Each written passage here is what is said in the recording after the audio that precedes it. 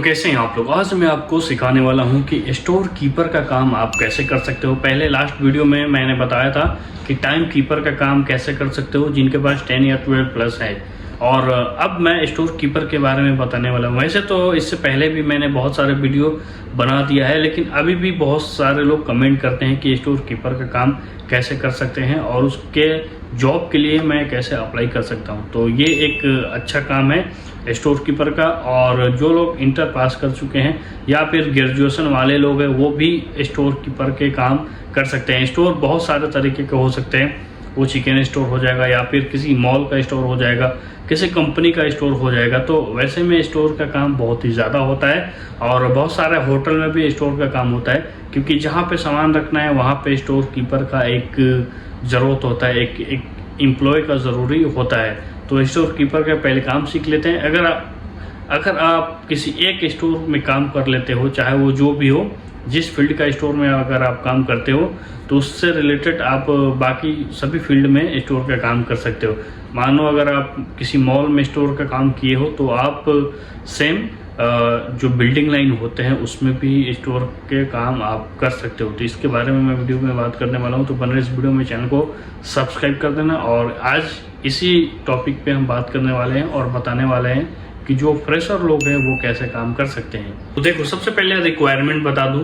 अगर आप कहीं पे भी जॉब के लिए अप्लाई करते हो तो सबसे पहले एक अच्छा सीवी बना लो एटीएस फॉर्म में। अगर आपको पता नहीं है कैसे बनाना है तो डिस्क्रिप्शन में लिंक मिल जाएगा। मैंने कुछ दिन पहले ही उसके बारे में वीडियो बनाया था कि कैसे आप सीवी बना सकते हो, वो भी बिल्कुल फ्री में एटीएस फॉर्म में।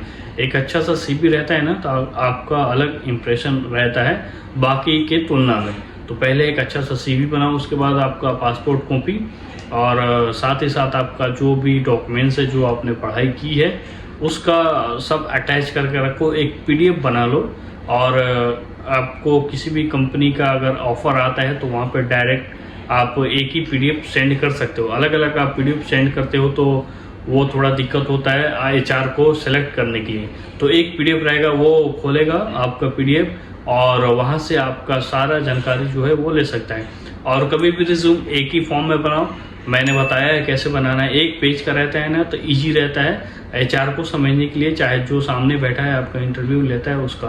पासपोर्ट कॉपी, एक फ़ोटो, ये सब नॉर्मल बात है। अब आते हैं काम के बारे में। तो स्टोर का बेसिकली काम होता है स्टोर को मैनेज करना, सामान को मैनेज करना। आप किसी कंपनी में आप काम करते हो, वहाँ पे बहुत सारे सामान आते हैं, कंपनी का पार्ट्स हो गया, जो भी चीज़ें आते हैं स्टोर के अंदर आते हैं। तो स्टोर का काम ये होता है कि उस सामान को रिसीव करना, स्टोर के अंदर अच्छे से अरेंज करना। और स्टोर में एक साल के बाद इन्वेंट्री होता है, इन्वेंट्री जो कि पूरा बैलेंस को चेक किया जाता है कि ये बराबर है कि नहीं। और जो आपके सीनियर होते हैं वो लोग आते हैं स्टोर में चेक करने के लिए। जो आपके पास रिपोर्ट होता है उसके हिसाब से अंदर जो स्टोर है उसमें सामान होना चाहिए।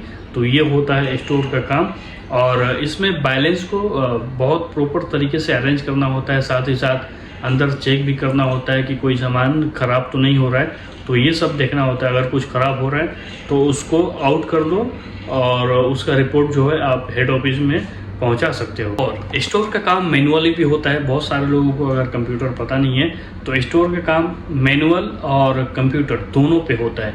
तो पहले मैनुअल को समझ लेते हैं। आपको 2 बुक मिलते हैं, और साथ ही साथ जिस एरिया में लोग सामान लेकर जाते हैं उस एरिया का भी एक अलग बुक होता है। मान लो अगर कोई बंदा है जो फोरमैन है तो उसके नाम पे अलग इशू होगा, और किस साइड पर लेकर जा रहा है उसका अलग बुक होता है, उसका अलग एक फाइल होता है कंप्यूटर के अंदर, और वो आपको अरेंज करना होता है। अगर कोई फोरमैन है और वो दूसरे साइड का है और वो आया आपसे सामान लेकर गया, जितने भी सामान है, तो आप बुक में पहले लिख लोगे पूरे सामान का, और वहाँ पे कोड भी लिखा जाता है ताकि उसी कोड से आप कंप्यूटर के अंदर वो आइटम ऐड करोगे। और जो सामान लेकर गया उसका सिग्नेचर, उसका नाम, क्या क्या सामान लेकर गया, वो सब कुछ लिखना होता है। और वो सामान उसको देकर आप जो एक कॉपी होता है वो आप हेड ऑफिस में पहुंचाओगे, और बाकी का कॉपी आपके पास रहेगा। और एक कॉपी वो जो आया सामान लेकर गया आपका फोरमैन, वो लेकर जाता है। और उसके बाद आपका जो कोड लिखा हुआ है बुक में, वही कोड आपको कंप्यूटर में ऐड करना होता है। तो ये काम भी बहुत सिंपल है, लेकिन अगर आप फर्स्ट टाइम आते हो ना तो थोड़ा कन्फ्यूजन लगेगा, क्योंकि सामान के बारे में आपको नॉलेज होता नहीं है, इसलिए थोड़ा आपको समझने में टाइम लगेगा 1-2 महीना, लेकिन आप समझ जाओगे। और ये काम काफ़ी भी अच्छा है, और इसमें 2200 दिरहम सैलरी मिलता है स्टार्टिंग। अभी फ़िलहाल दुबई के अंदर जॉब को लेकर बहुत ही ज़्यादा प्रॉब्लम है। ये ऐसे जो जॉब है इसमें बहुत सारे लोग हैं, तो इसीलिए जॉब मिलना बहुत ही ज़्यादा मुश्किल है, लेकिन अगर आप ट्राई करते हो तो इंशाल्लाह मिलने की चांस जो है वो बढ़ जाती है। बाकी इस वक्त जो काम है वो मार्केटिंग लाइन में, अफिलिएट मार्केटिंग जो है या ब्रोकर का जो है ना काम, इस वक्त दुबई के अंदर बहुत ही ज़्यादा है, बहुत ही ज़्यादा वैकेंसी है। अगर आप कंटेंट क्रिएटर हो उसका भी वैकेंसी बहुत ही ज़्यादा है दुबई के अंदर, लेकिन ये store keeper, time keeper, data entry, accountant, इनका जो काम है बहुत कम हो गया है, और इसमें कंपटीशन ज़्यादा है क्योंकि बहुत सारे लोग हैं। तो अप्लाई आप करते रहें, और मैं बुक दिखा देता हूँ कि उसमें कैसे लिखते हैं, और हर चीज़ का बुक अलग होता है। पहले मैं रिसिप्ट का दिखा देता हूँ कि मैंने क्या क्या सामान रिसीव किया, उसके बाद मैं इशू का भी दिखा दूँगा। यहाँ पे ये पेपर देख सकते हो, मैंने ये कंप्यूटर से निकाला हुआ है। अब एक व्यक्ति है जो कि सामान रिसीव नहीं किया है, वो रिटर्न लेकर आया है। जैसे यहाँ पे अपलोड रिक्वेस्ट देख सकते हो, और ये एरिया वगैरह सब कुछ लिख देता है। यहाँ पे एरिया लिखा है, क्या आइटम आया, क्या गया, वो सब कुछ यहाँ पे लिखा हुआ है। और इसी तरीके से पेपर आपको, तो ये कंप्यूटर वाला हो गया, साथ ही साथ ये सब कंप्यूटर वाला हो गया, और यहाँ पे जो है ना ये सब मैनुअली है। यहाँ पे ये सब मैनुअली आइटम्स है, और ऐसे ही आपको करना होता है। साथ ही साथ सब कुछ नाम लिखना होता है। यहाँ पे सब बुक है, यहाँ पे भी देख सकते हो हर एक पेपर है, और ये सब LPO है कि सामने वाले को क्या क्या चाहिए, उस हिसाब से आप सामान भेज सकते हो। बाकी मैं प्रॉपर तो पेपर नहीं दिखा सकता क्योंकि कंपनी का पॉलिसी है, अगर कुछ हो गया तो प्रॉब्लम हो सकता है, तो मैं ऊपर से ही आपको बता देता हूँ।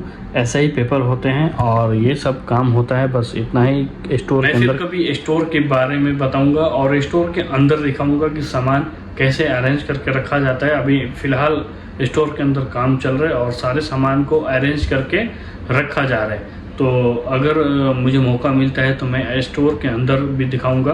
लेकिन जो लोग कंप्यूटर पे काम करने के लिए आते हैं या फिर स्टोर कीपर में प्रॉपर आते हैं, उनको स्टोर के अंदर जाने की ज़रूरत होती नहीं है।